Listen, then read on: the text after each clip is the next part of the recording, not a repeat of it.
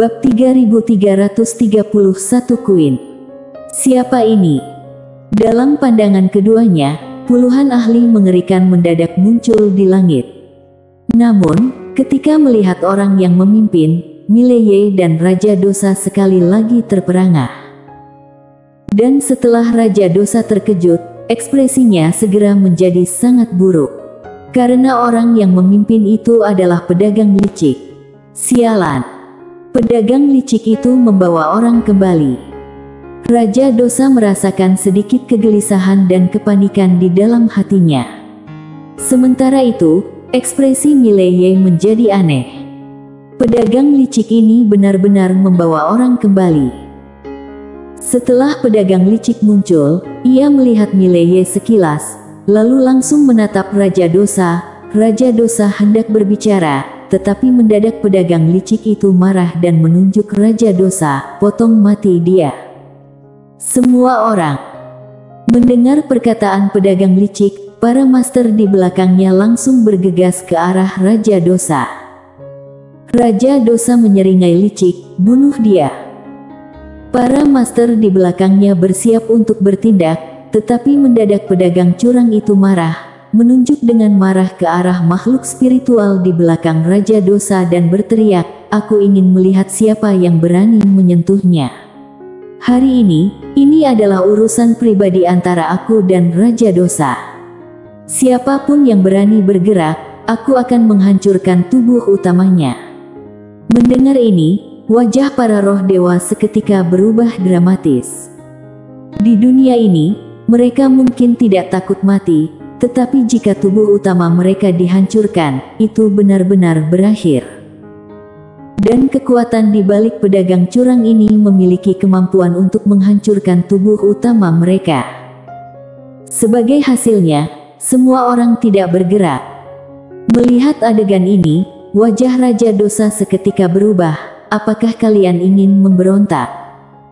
Sementara itu, Master pedagang curang sudah berlari ke depan Raja Dosa. Dentuman. Dalam sekejap, Raja Dosa langsung terpental ke dalam ruang waktu gelap yang tak berujung dan segera, ia menjadi sasaran pukulan bersama. Benar-benar dihajar abis. Melihat adegan ini, Mileye dan penguasa tiada batas saling pandang, keduanya terkejut. Kelompok yang dibawa oleh pedagang curang ini memiliki kekuatan yang sangat menakutkan. Setiap orang setidaknya memiliki kekuatan seorang master tingkat Raja Dewa. Penguasa tiada batas berbicara dengan suara serius, dunia nyata itu jauh lebih menakutkan dari yang kita bayangkan. Mileye mengangguk. Saat ini terlihat bahwa Raja Dosa hanya merupakan peran kecil dalam dunia nyata. Membayangkan ini, kening Mileye mengerut dengan serius. Pada saat ini, di dalam ruang waktu gelap yang tak berujung, Raja Dosa telah sepenuhnya ditekan dan dipukuli, bahkan tidak bisa melawan. Jika terus seperti ini, dia akan mati dibunuh.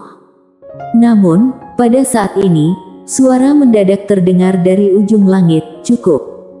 Cukup." Setelah suara itu mereda, mata pedagang curang di sampingnya langsung menyipit dan setelah beberapa saat diam, dia mengayunkan tangan kanannya, membuat orang-orang yang dibawanya berhenti seketika. Sementara itu, Raja Dosa pada saat ini tidak hanya tubuh fisiknya yang hancur, tetapi bahkan jiwa rohnya telah lenyap. Mendadak, pedagang curang itu menatap Mileye, memberikan isyarat dengan matanya. Mileye langsung mengerti dan dengan cepat menyerang. Di kejauhan, wajah Raja Dosa berubah dramatis. Dia baru saja ingin mundur, tetapi pedang Mileye sudah menembus dahinya. Dentuman. Jiwa Raja Dosa gemetar hebat dan di depan semua orang, pedang biru gaib dengan cepat menyerap jiwa Raja Dosa. Namun, pada saat ini, aura yang menakutkan mendadak datang dari kedalaman galaksi. Mileye memicingkan mata, "Penguasa tiada batas, tahan sebentar." Penguasa tiada batas mengerutkan bibir sedikit, tetapi dia tetap melangkah maju. Satu pukulan tinjuan penghancur gunung menusuk ke arah kedalaman bintang. Dentuman besar. Seiring dengan dentuman yang menggelegar, penguasa tiada batas langsung terpental oleh kekuatan besar itu hingga puluhan ribu meter jauhnya. Dan pada saat berikutnya, satu sinar hitam telah meluncur masuk ke tubuh Raja Dosa. Dentuman. Dalam sekejap, pedang biru gaib di dalam tubuh Raja Dosa langsung terpental keluar dan kekuatan misterius menarik Raja Dosa ke dalam kedalaman galaksi. Mileye membuka telapak tangannya, pedang biru gaib muncul di tangannya dan dia melihat ke arah kedalaman bintang, di mana Raja Dosa telah menghilang. Sementara itu, di tengah arena, para roh dewa mundur seperti air pasang, berubah menjadi sinar putih yang memudar dan lenyap di kedalaman langit. Mileye mengerutkan sedikit mata, hendak mengejar, namun mendadak, pedagang curang di sampingnya berkata, "Jangan kejar. Mereka sudah tidak berada di dunia ini lagi. Kamu tidak bisa mengejar mereka." Mileye menatap pedagang curang, bertanya, "Bisakah aku pergi ke dunia asli kalian?" Pedagang curang menggeleng, "Tidak bisa." Mileye bingung, "Mengapa?" Pedagang curang berpikir sejenak, lalu berkata, "Aku juga tidak tahu bagaimana cara memberitahumu, intinya, kamu tidak bisa mencapai dunia kami." Mileye mengerutkan kening, "Jadi, artinya, kapanpun kalian mau, kalian bisa datang ke sini, tetapi kami tidak bisa pergi ke sana." Pedagang curang mengangguk, "Benar seperti itu." Mileye terdiam. Pedagang curang melirik Mileye, ekspresinya kompleks, "Kamu ini orang licik, tapi masih bisa diandalkan. Bagaimanapun juga, sebelumnya kamu menyelamatkan hidupku dan sekarang, kita sudah beres." Setelah berkata demikian, dia berbalik dan pergi. Mileye mendadak berkata, "Tunggu sebentar."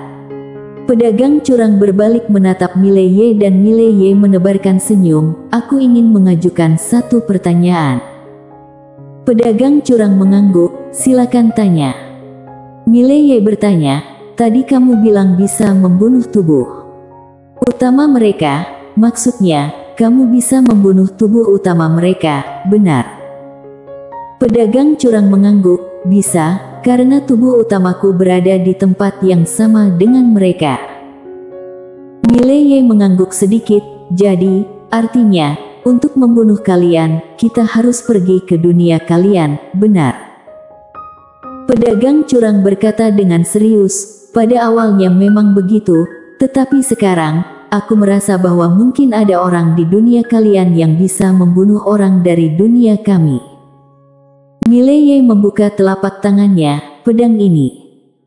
Pedagang curang mengangguk, dia melihat pedang biru gaib di tangan Mileye, lalu berkata, "Bisakah aku melihat pedang ini dengan lebih seksama?" Mileye menebarkan senyum, "Tentu." Dengan berkata demikian, ia membuka telapak tangannya dan pedang biru gaib terbang ke depan pedagang curang. Pedagang curang menggenggam pedang biru gaib, memandang pedang itu dengan ekspresi yang semakin serius. Mileye mendadak muncul di depan pedagang curang dan pada saat itu, kesadaran ilahi dari 10 lebih master di sekitar pedagang curang langsung mengunci Mileye.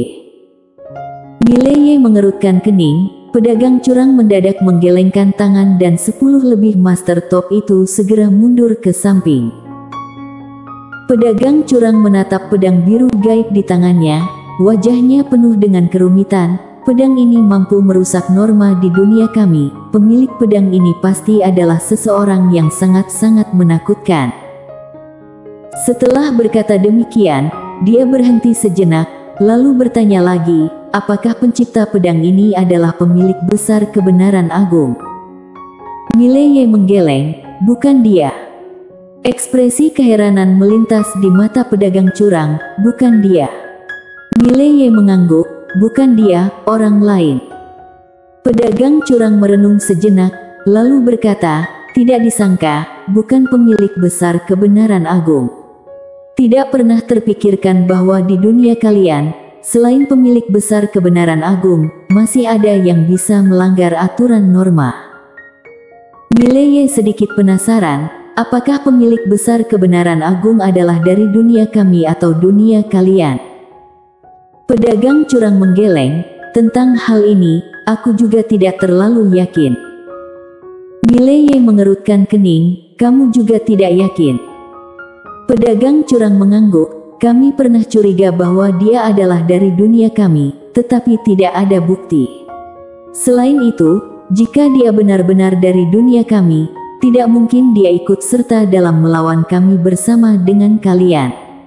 Tetapi, berbicara sampai di sini, dia berhenti sejenak, kemudian melanjutkan, intuisi pribadiku adalah, dia seharusnya dari pihak kami, karena dia terlalu mengerti tentang kami. Pada pertempuran itu, jika bukan karena bantuannya, dunia kalian sudah selesai. Mileye terdiam. Pemilik besar kebenaran agung semakin menjadi misteri. Pedagang curang mengembalikan pedang biru gaib kepada Mileye, lalu berkata, meskipun kita musuh, tetapi mengingat bahwa kamu telah menyelamatkan hidupku sebelumnya, aku akan memberikan saran. Kamu memiliki kekuatan yang kuat dan dengan memiliki pedang ini, orang-orang dari pihak kami pasti tidak akan membiarkanmu hidup. Beberapa orang tadi sudah menghentikanku tadi, itu sudah cukup membuktikan sikap mereka terhadapmu sama. Oleh karena itu, tidak lama lagi, mereka akan mulai mengincarmu dan pada saat itu, bukan hanya kekuatan Raja Dosa yang akan mengejarmu. Kekuatan lain pasti juga akan datang untuk memusnahkanmu di sini. Oleh karena itu, saranku adalah jangan pedulikan orang-orang di belakangmu ini. Segera sembunyi, kekuatan dari dunia kami mungkin akan membinasakanmu, tetapi mereka tidak akan membunuhmu. Melewati bencana ini sudah cukup. Mileye menggeleng sambil menebarkan senyum, ini seperti memelihara babi. Pedagang curang melirik Mileye, lalu berkata, bagaimanapun juga, jaga dirimu dengan baik. Dan mengenai Raja Dosa, dia hanyalah peran kecil. Sekarang, kamu berhasil menarik perhatian para bos di atas. Jadi, kamu akan menghadapi masalah yang sangat besar di masa depan. Mileye mengangguk, terima kasih banyak. Pedagang curang mengangguk sekali lagi, lalu pergi bersama dengan sekelompok master di sekitarnya. Mileye melihat pedagang curang dan setelah sejenak, ia membuka telapak tangannya. Sebuah jimat transmisi suara muncul di tangannya dan ia menutup matanya perlahan-lahan. Queen bersambung.